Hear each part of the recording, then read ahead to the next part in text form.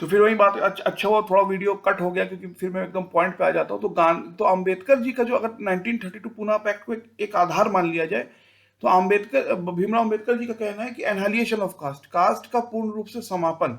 गांधी जी कह रहे हैं कि नहीं, कास्ट जो है, जाति वर्ण व्यवस्था जो है भारतीय इतिहास, भारतीय साहित्य, भारतीय परंपरा का एक हिस्सा है। तो हम इतिहास को डिलीट नहीं कर सकते, कोई पीडीएफ नहीं है कि हम ये कह दें इतिहास को हम डिलीट कर सकते हैं। तो इतिहास जब है तो उसकी एक ऐतिहासिक चर्चा भी है।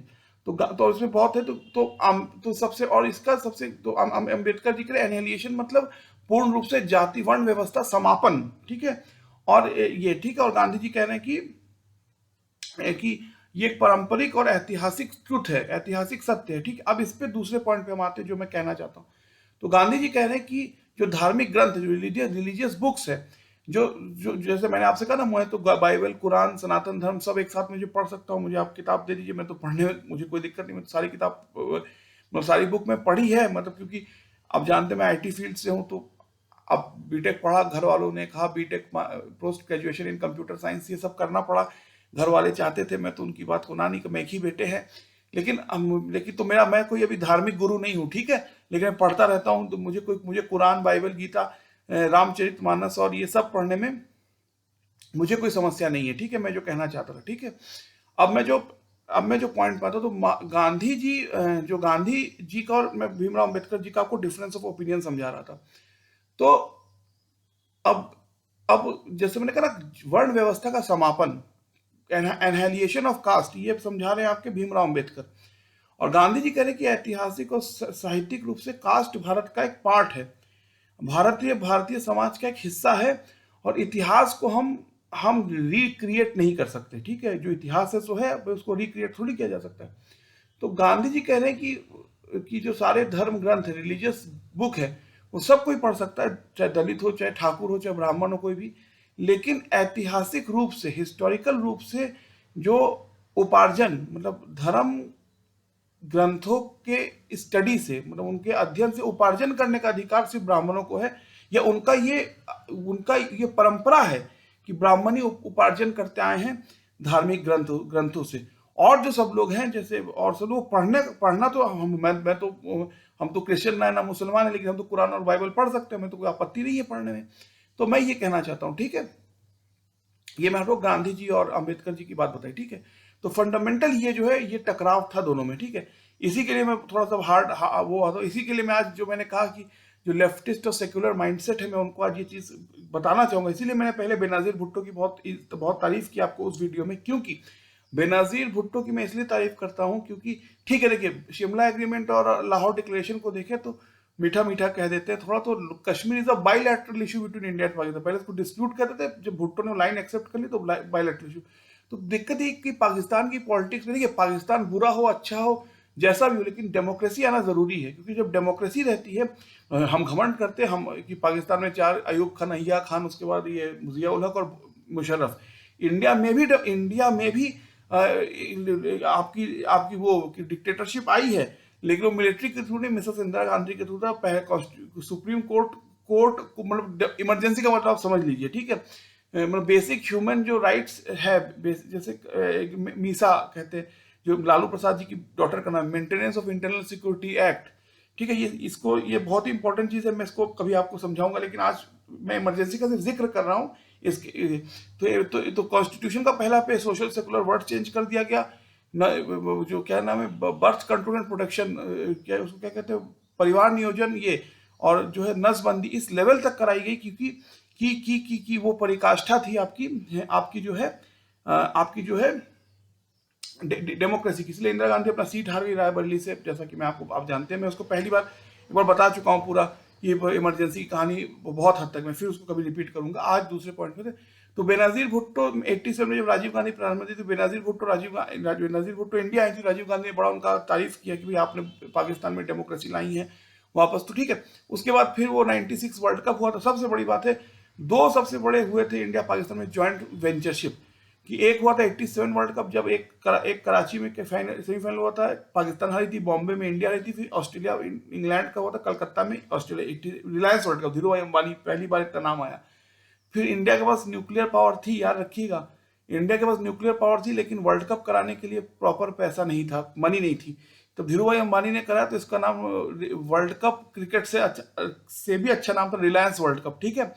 अब दूसरे नंबर पे आते 1996 में जो विल्स वर्ल्ड कप कहते हैं, वो भी था कि इंडिया ने एक सेमीफाइनल में कलकत्ता में होता, इसमें दंगा हो गया था इंडिया श्रीलंका में। एक सेमीफाइनल हुआ था आपका मोहाली में, ऑस्ट्रेलिया और वेस्ट इंडीज, और फाइनल श्रीलंका ने जीता था आपका वहां पर लाहौर में फाइनल जीता था, ठीक है। तो और उसमें बेनजीर भुट्टो, तो मैं मानता हूँ ठीक है, उनको कश्मीर की मजबूरी है, पाकिस्तान में कश्मीर नहीं करेंगे, अनफिनिश्ड है, वो भी जानते कश्मीर को मिल नहीं सकता। यूएन का भी वो था कि पहले वो पीछे हटेंगी, इंडिया के मिनिमम फौजी वो कोई पीछे हटने वाले, उन्होंने चाइना को दे दिया भुट्टो ने 63 में। फिर उसमें जो है आपने खुद शिमला एग्रीमेंट में मान लिया बायलैटरल इशू है, आपने लाइन ऑफ कंट्रोल को मान लिया, तो फिर सबको पता है नहीं कि वो नाटक चलता रहेगा पाकिस्तान में, जब तक इंडिया से नफरत ना करो तो वहाँ इलेक्शन थोड़ी जीता जा सकता है। तो वो बेनजीर भुट्टो की मजबूरी थी, कश्मीर अनफिनिश्ड एजेंडा, लेकिन उसको छोड़ दे, उनकी हत्या हुई इनकी, भाई मेरे घर के बगल का भी कोई आदमी उसकी हत्या हो जाए तो मुझे तो मैं भी एक ह्यूमन बीइंग हूं, मैं भी मतलब अगर बगल के आदमी की हत्या हो जाए, मैं आपसे पूछता हूँ कि आप क्या सोचेंगे, ठीक है। तो बेनजीर जी की ऐसी बात है, तो मैं ये मानता हूँ कि एक्सेप्ट कश्मीर और एक्सेप्ट इनको छोड़ दे, तो बेनजीर भुट्टो की प्रशंसा होनी चाहिए, तारीफ होनी चाहिए कि उस जैसे देश में उन्होंने डेमोक्रेसी लाई है, ठीक है। क्योंकि जब जैसा अभी आप मोदी जी को देखिए, मोदी जी या मनमोहन सिंह जी इतिहास में महान इसलिए कहे जाएंगे, इसलिए नहीं कि लोग कहते हैं कि उन्होंने गरीबी हटाई, ठीक गरीबी हटाई अच्छी बात है, कुछ हद तक इंडिया की इकोनॉमिक ग्रोथ 7% है। मनमोहन जी और मोदी जी को मिला लें, दोनों ही भारत के प्राइम मिनिस्टर हैं, ऐसा नहीं कि प्राइम मिनिस्टर डिफरेंट पार्टी को से दोनों, मोदी जी और मनमोहन सिंह जी को मिला तो भारत की अभी ग्रोथ परसेंट 7% से ज्यादा है, अभी तो 7.5 है, ठीक कुछ दिन पहले 7 एक समय हिंदू ग्रोथ रेट 2% की थी। और अगर आप 91 के बाद से देखिए, स्पेशली जब 2004 टू 2024 20 साल को देखें, तो 7% से ज्यादा ग्रोथ रेट है। और किसी छोटे मोटे भूटान के देश में तो मैं मुझे लगता है, क्योंकि इंडिया इतना बड़ा, कहते हैं टाइटैनिक जहाज और एक बाइक है, दोनों में कंपेयर कीजिए आप, तो इतना अंतर है भूटान में और इंडिया के साइज में, मैग्नीट्यूड में, ठीक है। तो बेनजीर भुट्टो की मैंने आपको बात की, ठीक है। अब मैं ये ठीक है, तो हो सकता है वो उससे इंडिया का समस्या हो, लेकिन उनकी तारीफ होनी चाहिए डेमोक्रेटिक नॉर्म के लिए, ठीक है। जो भी वो इलेक्शन तो कराया था उन्होंने पाकिस्तान में, उनकी हत्या हो गई, फिर मैं उसकी, ठीक है, कश्मीर का वो तो है ही, अब क्या मैं कहूँ कश्मीर के बारे में, ठीक है। ये पूरा फंडामेंटल है, ठीक है। लेकिन अब आते हैं अभी की बात पे। तो जैसे मैंने कहा कि जब नेहरू जी, मोदी जी ने सरदार पटेल का वो बनाया स्टैचू, तो सरदार पटेल वर्सेस नेहरू जी का कंपैरिजन, जैसे क्रिकेट में सचिन वर्सेस द्रविड़ जी का होता है, सचिन वर्सेस वीरेंद्र सहवाग जी का होता है, कि भाई लोग एनालाइज करते कि भाई देखो या ये है, तो लेकिन फिर हुआ नेताजी वर्सेस नेहरू जी पहले प्रधानमंत्री थे, जब ये बना आपका कर्तव्य पथ पे बना आपका ये हुआ, ठीक है। लेकिन सबसे सिमिलर डिबेट में मानता हूं होता है गांधी वर्सेस अंबेडकर जी, क्यों, और वो आज की जो लेफ्टिस्ट सेक्युलर जो माइंडसेट है, उसको ये डिबेट सबसे ज्यादा सुननी चाहिए। तो मैं ये कहना चाहता हूं, जो मैं फाइनल कंक्लूड कर रहा हूं अब, तो गांधी जी, और अगर, क्योंकि मैं इसको 1-2 घंटे खींच सकता हूँ, लेकिन 1-2 घंटे खींचेंगे तो मेरे सब मित्रों ने बताया आप लोग का इंटरेस्ट चला जाएगा पूरे डिस्कशन से। तो गांधी और अंबेडकर जी को डिबेट हो रहा है, वो कह रहे एनहाइलिएशन ऑफ कास्ट, वर्ण व्यवस्था की पूर्ण समापन, और गांधी जी कह रहे कास्ट वर्ण व्यवस्था is the part of Indian history, इतिहास साहित्य संस्कृति इसका हिस्सा है, तो हिस्ट्री को हम रिराइट नहीं कर सकते अपने चॉइस के कारण। तो caste is the part of Indian history, Indian society, क्या नाम है, इंडियन संस्कृति कह लो, और इंडियन लिटरेचर, इंडिया का हिस्ट्री, इतिहास साहित्य और संस्कृति, इसका पार्ट है कास्ट का हिस्ट्री इतिहास। तो ये दोनों में डिबेट है, ठीक है। मैं कुछ नहीं कह सकता, ना मैं गांधी हूं ना मैं अंबेडकर हूं, मेरी औकात नहीं है इन दोनों पे कमेंट करने की, ठीक है। मैं आपको इतिहास बता रहा हूं, ठीक है। तो ये जो इसका फाइनल कंक्लूजन है, जैसा मैंने बेनजीर भुट्टो की जब बात की, उसके पहले पाकिस्तान की बात की, तो पाकिस्तान में कॉन्सेप्ट अनगवर्नेबिलिटी है। जैसे मैं छोटा बता देता हूं, जब पहली बात तो नेता सब जानते हैं, नेता को चोर और गाली देना लोगों का पुरानी ड्यूटी है, नेता सब चोर है, बुरे है, और यूएन का डिक्लेरेशन है, जब यूएन बना 5 नेशंस को मिलकर, USA, China, England, France and Russia, कि सबसे बड़ा डिक्लेरेशन है theory of self determination, any ruling party, any ruling government will be a government based on the self determination of the people, will of the people, ठीक है।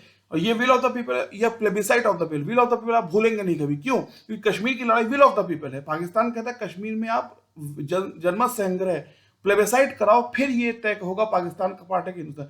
हिंदुस्तान का तो भाई कश्मीर तो हमारे पास है ही नहीं, आधा कश्मीर आपके पास है, आपने उसके बाद चाइना को दे दिया। ऑफिशियली अगर ब्रिटिश इंडिया से कंपेयर कर तो 44% कश्मीर मोटा मोटी इंडिया के पास है, 37 पाकिस्तान के पास है, 20% चीन के पास है। मैं एकदम से तो नहीं कहा था, 37 पाकिस्तान के पास है, 43 इंडिया के पास है, 20 चाइना के पास है, कहा ऐसा ऐसा है। तो कश्मीर 3 न्यूक्लियर पावर के पास, कश्मीर डिवाइडेड है, ऐसा जो महान थिंकर है या महान नॉलेज वाले लोग कहते हैं, ठीक है। तो ये मैं आपसे कह रहा हूँ, ठीक है। तो पाकिस्तान में 58 में क्या होता है, वहां के जो प्रेसिडेंटशिप होती है, प्रेसिडेंट साहब होते हैं, वो कहते हैं कि पॉलिटिशियन इतने करोड़, पॉलिटिशियन की मजबूरी क्या है, तो एक नेता, मैं बहुत अच्छा पॉलिटिशियन हूँ, अब मुझे, मैं अब पॉलिटिक्स वोट बैंक होती है, आईएएस तो नहीं कि आपने 12 घंटा पढ़ लिया, आपको नौकरी मिल गई है, बस आप 60 साल के लिए थप्पा लग गया आपकी जॉब में। अब पॉलिटिशियन को हर लेवल पे इलेक्शन लड़ना पड़ता है, मोदी जी की भी है, दिल्ली से ये भारत का इलेक्शन जीत गए, लेकिन आप हार गए केरला में, आप हार गए बंगाल में, आप हार गए राजस्थान में।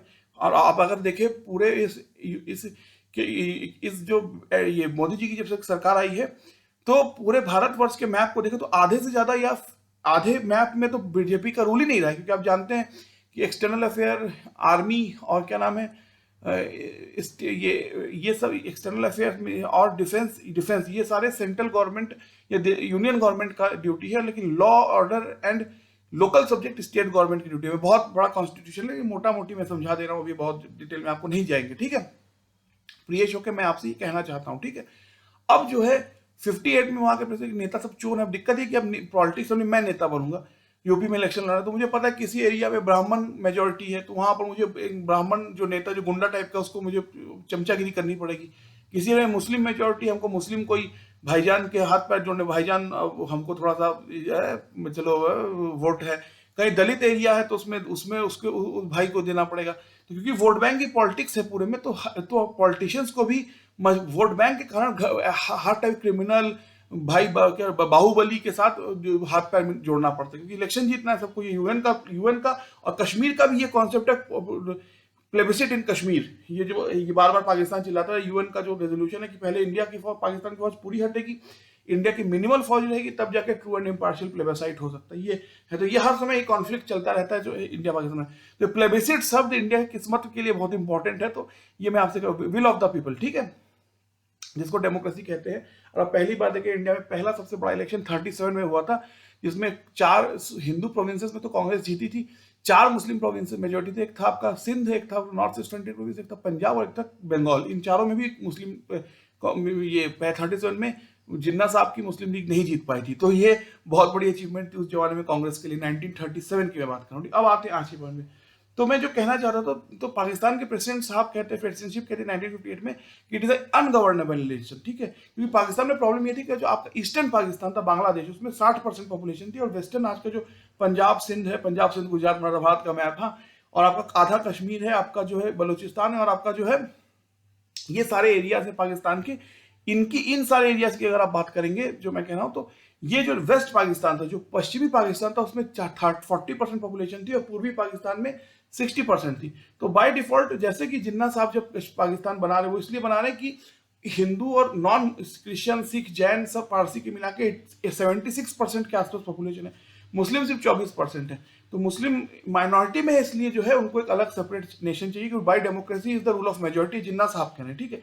तो इसी के लिए जब फिर ये East Pakistan West Pakistan, majority West Pakistan में, ईस्ट पाकिस्तान में 60%। तो अगर मेजोरिटी का ही कॉन्सेप्ट है, तो सेंटर ऑफ पावर आपकी ईस्ट पाकिस्तान में होनी चाहिए, लेकिन हर में वेस्ट पाकिस्तान में, इसीलिए पाकिस्तान टूटा 71 में। लेकिन वो बातें मैं आता हूँ मेन पे।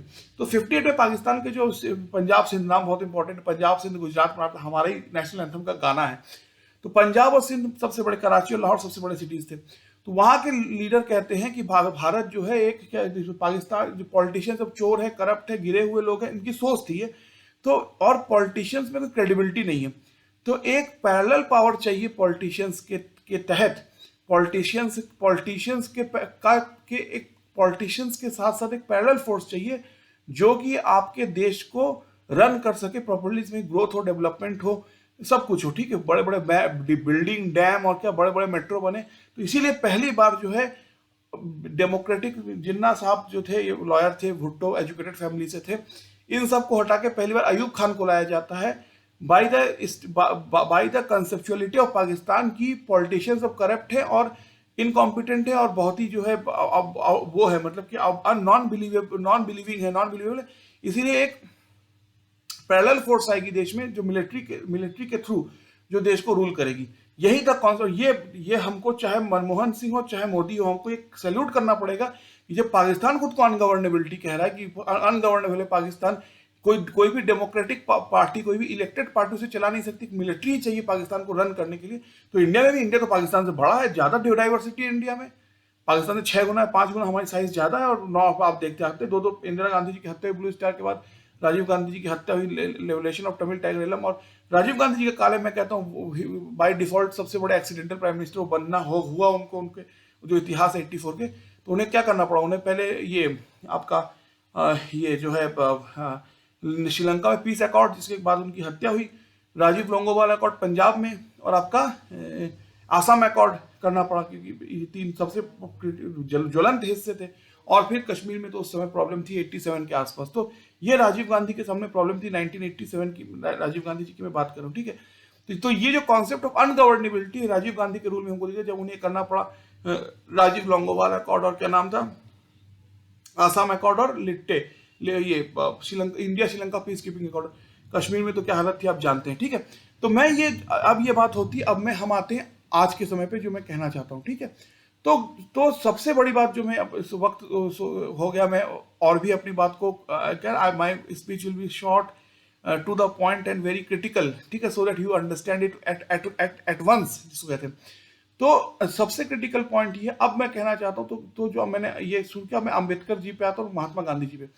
तो अंबेडकर जी का जो कहना है कि एनहाइलिएशन ऑफ कास्ट, जाति व्यवस्था का संपूर्ण समापन, और गांधी जी का कहना है कि कास्ट, वर्ण व्यवस्था, हिंदी में बोल देता हूं, भारतीय समाज, इतिहास और संस्कृति का ऐतिहासिक हिस्सा है। तो उस इतिहास को हम रिक्रिएट नहीं कर सकते अपने चॉइस पे, ठीक है।